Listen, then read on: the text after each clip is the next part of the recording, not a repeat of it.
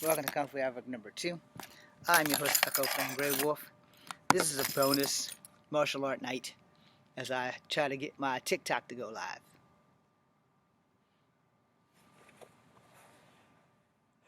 Okay.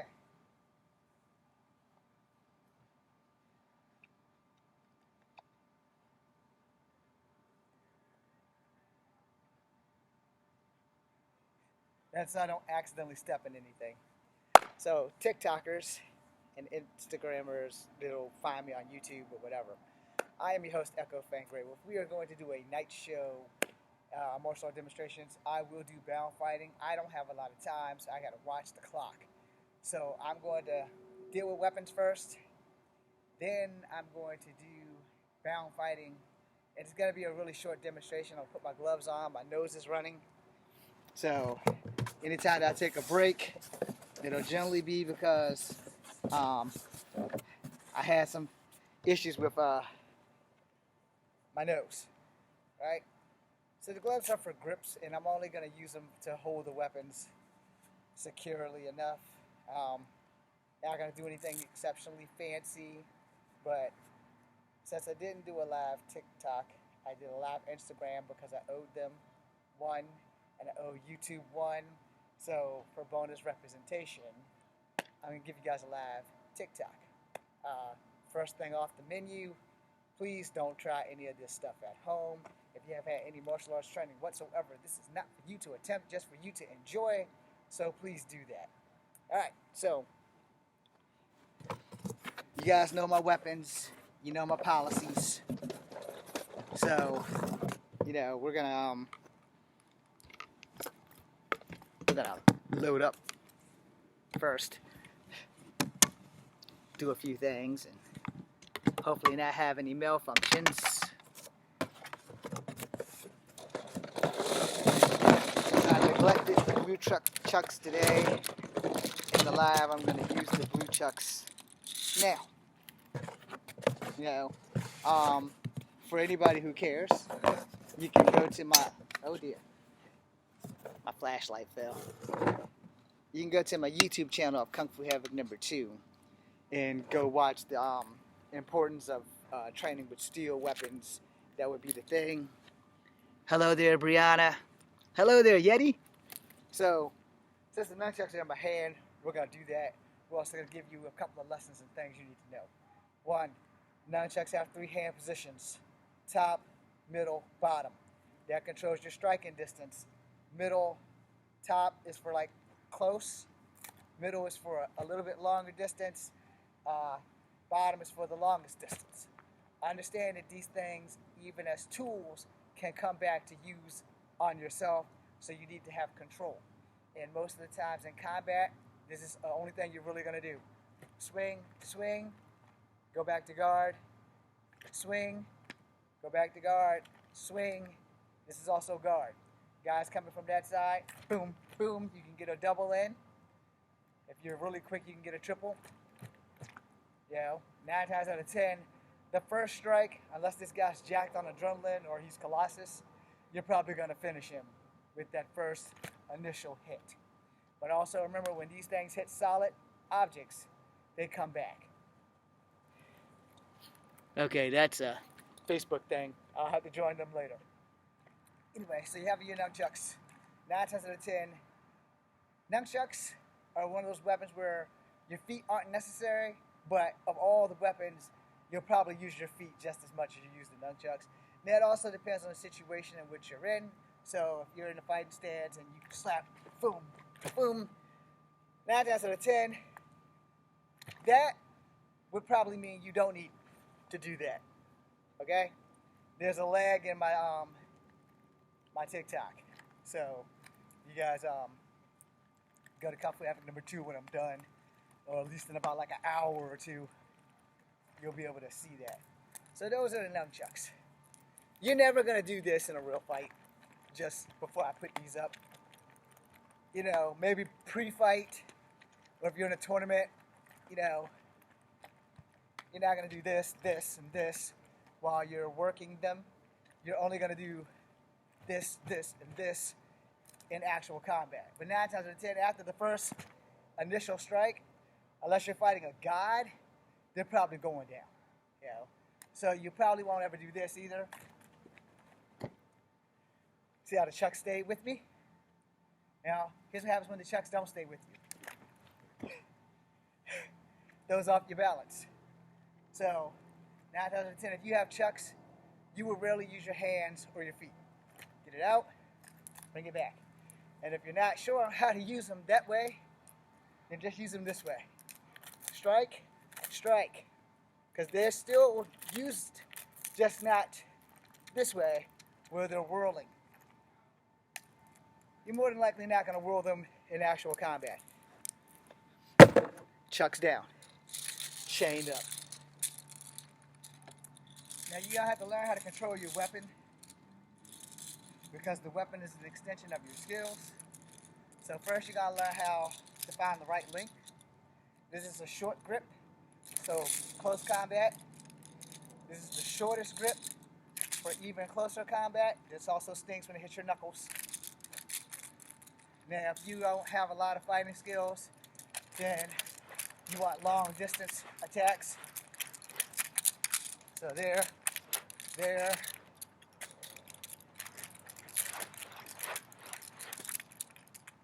Now learning how to stop it, so that you have somewhat control. That wasn't as fluent as this, because I practice more with my dominant hand more than my non-dominant hand.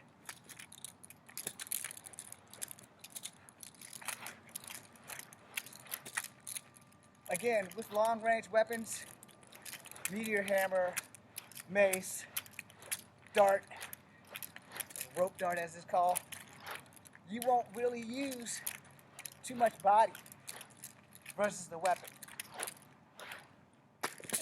See how I got that messed up? But did I?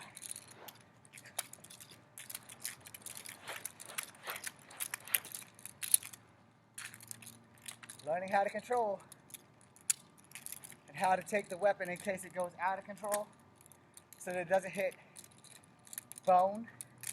You really only want it to hit the fat parts of your body, but you don't want it to be going super fast, because that's going to happen and you're caught. So you don't want that. It's going super fast.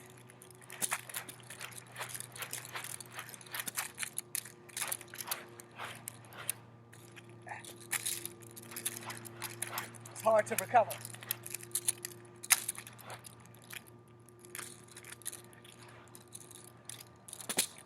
Ow.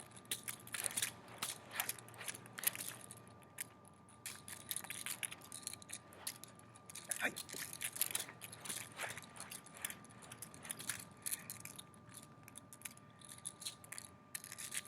It's a practice chain, it's plastic. It doesn't make it any less deadly in the right hands.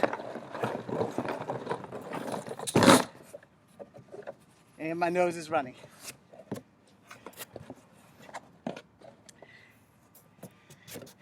Okay, we're gonna do these rings.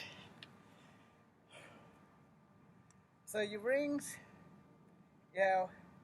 blocks. They also can be counted as strikes. Boom, strike, block, strike.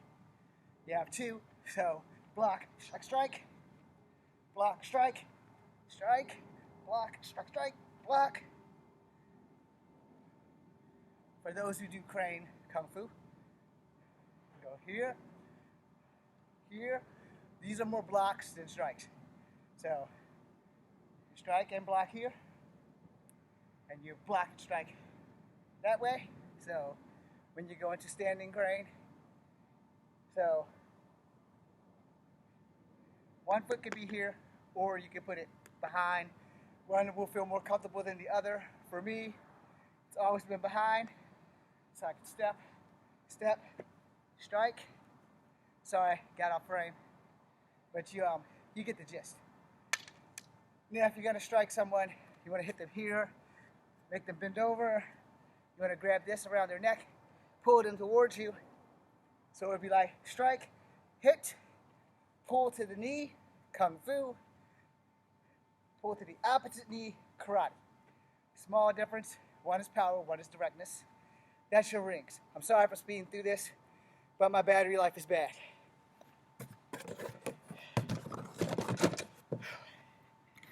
We're going chobos first.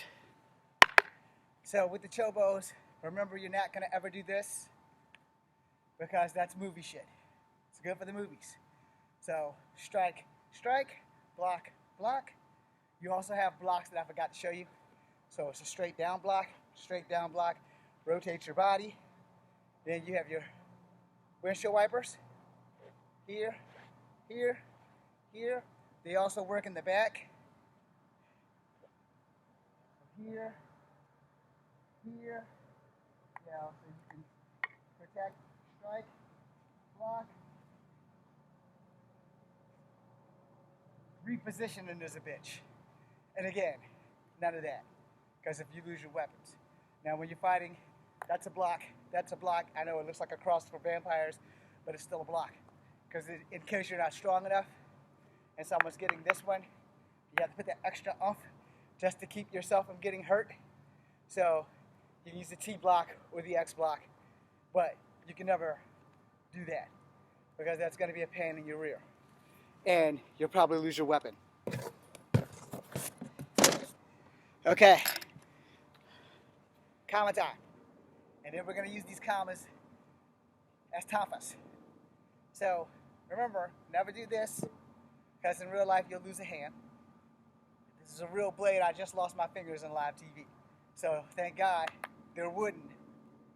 You see how that was so perfectly done? You won't get the chance to do that in real life.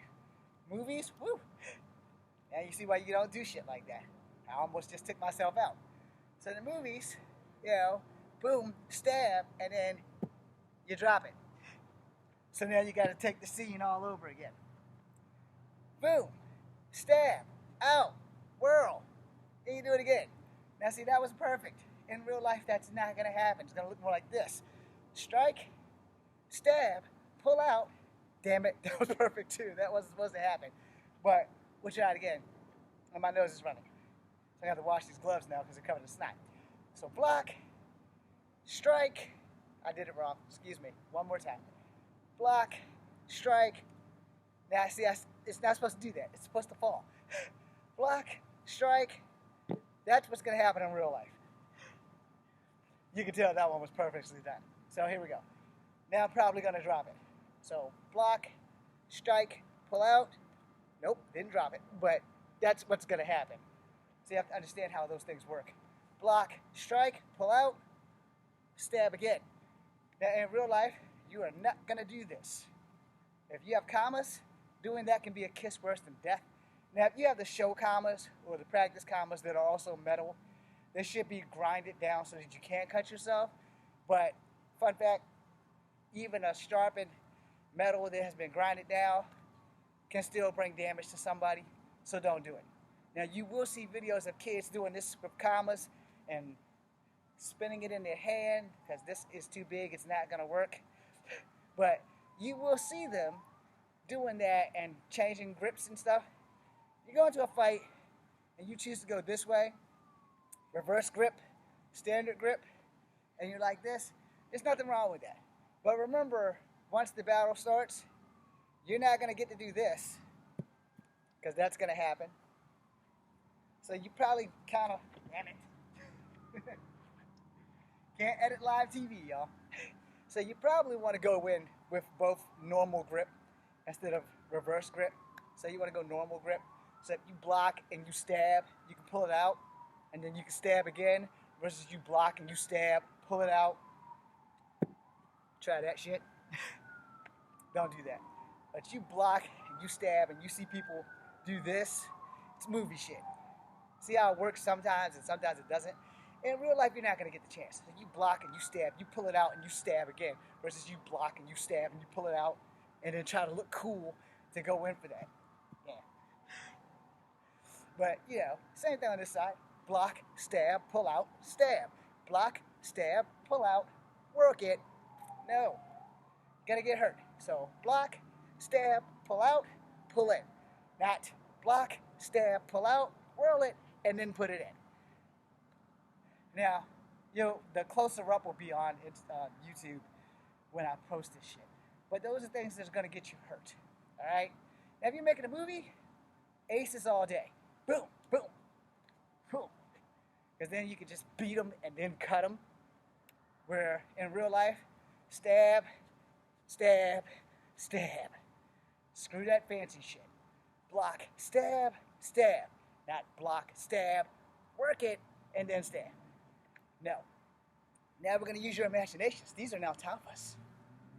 So, like I said in my YouTube and my earlier Instagram, I am not comfortable with inside to outside versus outside to inside.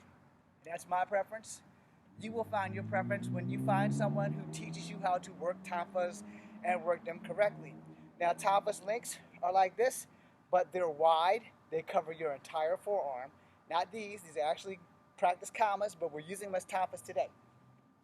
So, if you're going to block and then strike versus block and then strike. Now, let me show you that from this side. So, I'm blocking outside to inside, and now I'm blocking inside to outside. Now for me, the inside to outside is dangerous because there's a good chance that I can hit myself with these damn tapas or kamas pretending to be tapas, and that's gonna hurt. Because sometimes you don't realize how powerful you are until you hit yourself with your own weapon, and you can break a rib. So you don't want to do that. So I always suggest block outside to inside versus block inside to outside. Now in the heat of battle, all that shit's gonna change, so it isn't gonna matter. But it's gonna matter that you don't get hurt. So if you block and you strike, that works better for me versus block and then strike. And now the good thing about tapas is they have a round ball grip, so you'll be able to hold the damn thing while it spins, and you'll be able to spin it and keep spinning it. Can't do it with these kamas, but tapas, you can keep working it around and around. So you can be like strike and strike and strike. The gloves also eliminate that little thing that I was trying to do. Now with real tapas, when you punch and then you strike, because it also has a good reach above you too, like probably about an inch or two, way longer than this, but block, strike, strike, and then strike again. And yes, I just jabbed myself in the stomach. So you got to be careful with that. Block, strike, block, strike, block, strike, block, strike, block, strike, block, strike, block, strike. And someone's throwing a kick, block, block. These things work for these kicks. If they're throwing that round kick, it'll be coming on my left, so I would just block. Instead of using my elbow, I'll use the tapa. I can bat it away and then strike at the same time, so it'll be boom, boom. That almost got away from me. I can bat it away and then go for a gut shot. There's a lot of options you can do. I just feel more comfortable blocking and coming from the outside to the inside versus blocking and then coming from the inside to the outside. But again, once you learn how to use tapas, you will find your own thing. Now, kamas, same concept, except for you're not grabbing this blade because then you won't have any hands. You keep them on the handles at all times. Strike. You can work it, but that's going to cost you. Or you can just strike, strike, strike, strike, strike, block, strike, strike, strike, versus block, strike, pull out, whirl it. Because when you do that whirling thing, there's a good chance that this blade is going to rip your hands off. The blade is sometimes sharp here, but it's mostly sharp there. So you want to be careful dealing with kamas. These are wooden. No chance of me getting hurt other than like bruises, but I'll still be able to have my fingers. But there are cases where wooden swords have actually unalived people. So you need to be real careful with that. And also, I did a video called The Importance of Wood that you can find on my YouTube channel of Kung Fu Havoc #2. And now we're going to do the bound fighting because my time is limited and I want to hurry this up because it's also getting cold out here. And YouTube has a whole lot of crotch shots. And I need to blow my nose because it is running up a storm. That's 2 tissue. I'm going to save that one.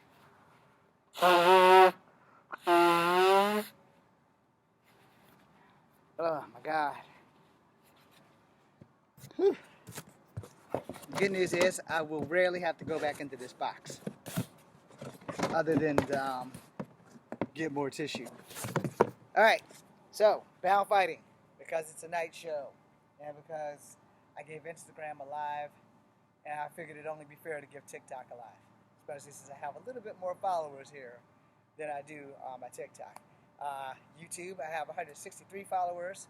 It has gone back up. It was a lot lower, but it's gone back up, and it still hasn't reached the 215 or 225 that I had due to some political BS because of such and such stuff that I don't talk about here.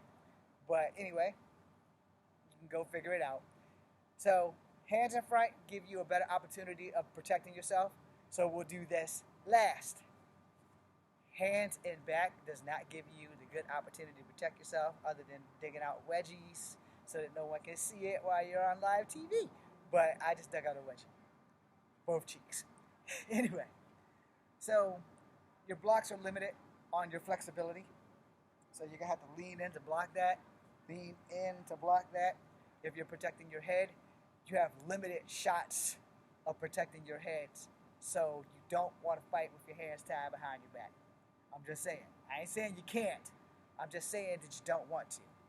You shouldn't ever have to unless you're living one crazy life or living la vida loca, then you may have some issues. But that's going to be a you problem, not a me problem. But if you are living that life, stick around. You're going to learn some kicks. And not punches while my hands are tied behind me, but definitely some kicks. I showed you the blocks. So for all medicinal purposes, and because I've done this before, do not attempt. And my light just died over there. Fantastic. We know which one of you guys get charged up next. Anyway, I hope you guys can still see me. My screen for YouTube is black, so hopefully they can still see me. Anyway, so we're going to keep it simple so I can shorten this. If your door is over there, you do not kick your opponent with this kick because it puts him in that direction. You do not use an inside to outside crescent kick unless you are good enough to engage. And even if you are good enough to engage, you don't want to engage because your hands are tied behind your freaking back. So this is the kick that you do not do. That's a crescent kick, inside to outside. The kick that you do, because your door is over there, yes, I said do. The kick that you do, if your door is that way, you use the same kick only outside to inside, or you use a left-legged crescent kick to put your opponent in that direction. This is better kick, boom, because you send him in that direction, and you go in this direction, toward the door. This is the same kick, only on this foot, and it's an inside to outside crescent kick, but it's still sending him in the direction that the door is not, which is an inside to outside crescent kick. Boom. So that being said, you still send him in that direction, and you don't have to run as far, or you don't have to work as hard. But if the door is in that direction, then you use the outside to inside crescent kick with the left leg, because you're going that way, he's going that way, and your door is back over to your left, which by y'all is probably going to be on your right, but he's right here where the phone is, so boom. Now you pop your hips and you go. Now if you want to do the outside or the inside to outside crescent kick with the other leg still sending him in the direction that the door is not in, boom.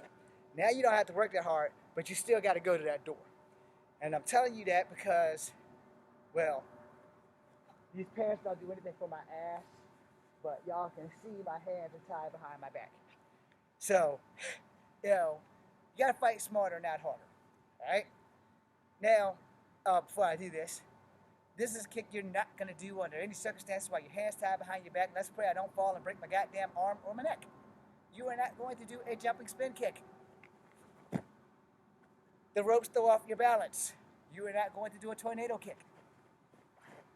The rope throws off your balance. Or if you're in chains. So, know your range. Now, you are going to keep it simple. Guys coming at you and you don't have range of motion for crescent kicks, then you do a basic front kick. Boom. Feet do not leave the ground. You can front kick him all day. If you kick him right the first time, you will not have to front kick him but one time. So you either go for the face or you go for the sternum. for those who don't know. Just between your belly button and your chest bone, you want to kick them right there. Because if they can't breathe, they can't hurt you. So the kick should be, boom, And if you have long legs, then you're in pretty good shape. But that should make them bend over. If they bend over, you don't need your hands. Take a knee to their face. Yes, it's violent. Yes, I'm sorry. But better them than you, so there you go. Now put the hands in the front. So this is going to be easier for you to operate. It's also going to be less stress for you, and you're still not going to do this kick right here. You're not going to do this kick.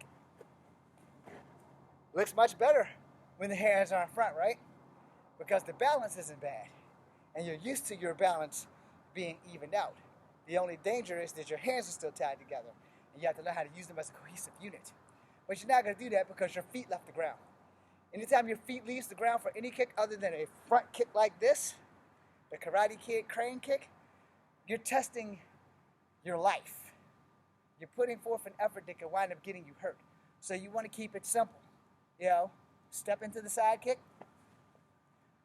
step into the jump kick, instead of a jumping front kick, which is this. You don't want to use that because he can sweep your foot while you're in the air. Both feet were in the air. At least if you're on the ground, you can back up. When you're in the air, you have no protection. Jumping outside to inside crescent kick. I haven't done one of these in years, so it's going to look fucked up. But here you go. Not an option. Unless it's the only option. But it's a do-don't. 9 times out of 10, since your other foot left the ground, that's probably going to be the target of a smart fighter. Because they jump and slide. While you're up here doing that, they're there doing that, taking you down. So lay flat like this when you fall. Just fall backwards on your back. Try to keep your head up, so tuck your chin so that you don't hit your head on the ground because you can knock yourself out. Now, these kicks you can still do. Front kick, turning around, switch legs, front kick, turning around. Then you start doing combos. Turning around, side, turning around, side to front. Turning around, side, front. Those are going to be simple kicks. And if you notice, my stabilizing leg never leaves the ground. Those are the kicks you throw because your hands are tied. It's going to make things a little difficult. Forgive me, I fucked up. I forgot to teach you guys the blocks. Sorry. High right, medium right, low right, medium with knee. All right? Same thing on the right, you do on the left. We don't have time to go over it, but those blocks for high kicks, punches, middle kicks, low. Also, if they're sweeping at your foot, just step back. Just step back, step out of the way. Now, with your hands tied, it's not impossible for you to throw punches, but you're going to have to pick and choose your punches. And your punches are going to have to work together. Boom. So you have your guard. Boom. You're going to have to work them things together. Because if you don't work them together while your hands are tied, it's going to be a big clusterfuck. And you're going to be in the hospital. Or you're going to the morgue. So, blocks. If you can block together, you can punch together. Boom. Boom. Boom. Now these are Wing Chun. So, if you're taking Wing Chun, you already know that's what the Pak Sao is for the blocks and the punches. Your chain punches. Kind of hard to do them side by side, but it's not hard to rope-a-dope. So you just got to figure out what you're going to do, which is often the problem. And again, you're not doing the jumping, spinning back kick. You're not doing the tornado kick. You're not doing the jumping inside to outside crescent kick. Not saying it can't be done. Just saying that you shouldn't do it. Because anytime your feet leaves the ground, you are incredibly vulnerable to someone else's attack. Now, Fight Smarter shit, a fight smarter. Damn it, I can't talk. A smarter fighter knows not to take his feet off the ground until it's absolutely necessary. Plus those 3 kicks, they're actually finisher kicks. You're also now going to do the reverse tornado kick. Which hopefully I won't slip and bust my ass, but if I do, you all get a laugh and we'll have some bloopers on YouTube. So, you know, you're not always going to stick a landing. And you need to know that. This throws off your chances of sticking a landing because your balance is off. Understand when your balance is off, it affects everything in a fight. Everything. But if you use your brain, you won't have to get into a fight in the first place. But if you are fighting with your hands tied up, I have to say, what kind of life are you living? And do you need a bodyguard? Because I'm cheap. You may have to fly me to your location, but I'm cheap. So I'm going to end my YouTube because it's 30 minutes. My battery's about to go red. So I'm going to end that.